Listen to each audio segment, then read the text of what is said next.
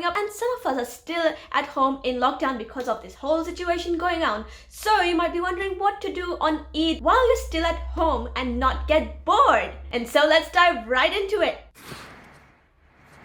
I'm gonna break this video down for you in 3 simple steps, starting with the first one, the morning of Eid. Start off with a FAJR prayer. Wake up early, okay? Now, just because Ramadan is over doesn't mean that you don't do your FAJR prayers, because Shaitan is now out and he will make sure that you don't wake up for your FAJR prayers, and you are not gonna let him win. Alright? You're gonna wake up for FAJR prayers, pray your FAJR prayers before doing anything else on your Eid day. Obviously, on every other Eid we have Eid prayers, but this time we may or may not have Eid gatherings in the Eidgah. So some scholars say that you can pray at home, and some scholars say that you cannot pray the Eid prayer at home. And I'm not a scholar, so I'm not here to give you advice on that. But if you're praying your Eid prayer at home, there are a few things to do before that. Just like any other normal Eid. Recite the TAKBIR at home before you do your Eid prayers. And if you want, you can recite the TAKBIR along with your favorite reciter of the TAKBIR. After your FAJR prayer and before anything else, take a shower and wear good clothes regardless of if you're gonna pray or not. You gotta make sure you keep that spirit of Eid, even if you're celebrating it at home this time. Make sure you help out others at home too for making their Eid clothes ready just by ironing it or keeping it out ready, removing it from the hangers, the suitcases, wherever you keep it. Make sure to eat something sweet before the Eid prayers,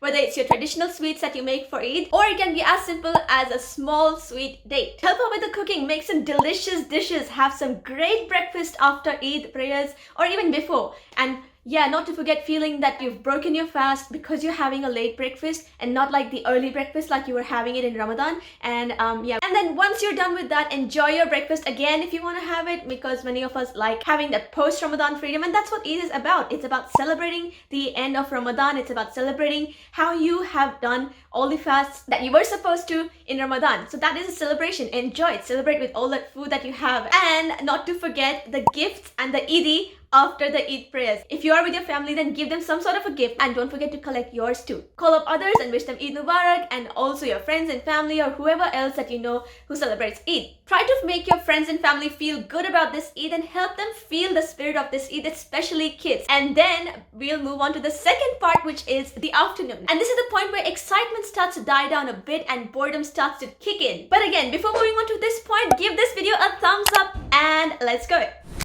So it's the afternoon and you don't know what to do anymore. You're starting to get sleepy and you are tired from all this month of Ramadan, from staying up late and doing ibadah and all of these things. So now is the time to clear up that sleep debt in your body bank. But if you don't want to sleep and everybody else is still awake and they're still bored, then you can do some other things like playing games with them and having fun. If you have a backyard, play some backyard cricket or play some indoor board games. If it's raining outside or whatever is going on, just play some games, spend some time with the people who you're living with, and enjoy the spirit of Eid. Just make sure you're not doing anything haram. Just because Ramadan's over and Shaitan's out doesn't mean you have to go back to him, alright? If you have friends and family in other parts of the world and their timings are different to yours, chances are your afternoon might be their morning. So call them up and wish them Eid Mubarak, send them messages and stuff. And not to forget, you got dressed up for Eid and you did not take pictures. Take pictures! And also don't forget to compliment one another. Some other things you can do in the afternoon is to eat some more. Like I said before, Eid is a celebration and food is a part of celebrations.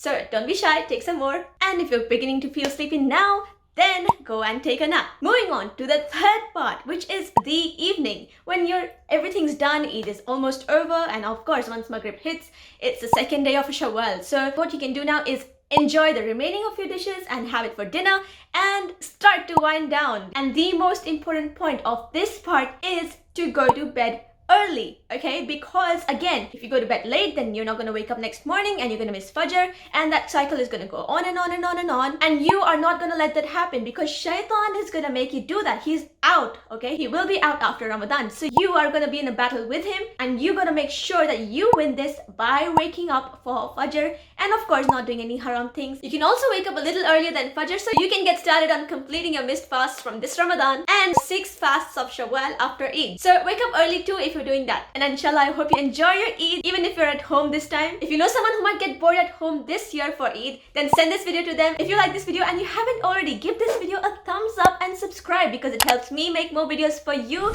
And until next time, live your beliefs and stay tuned to Bliifee.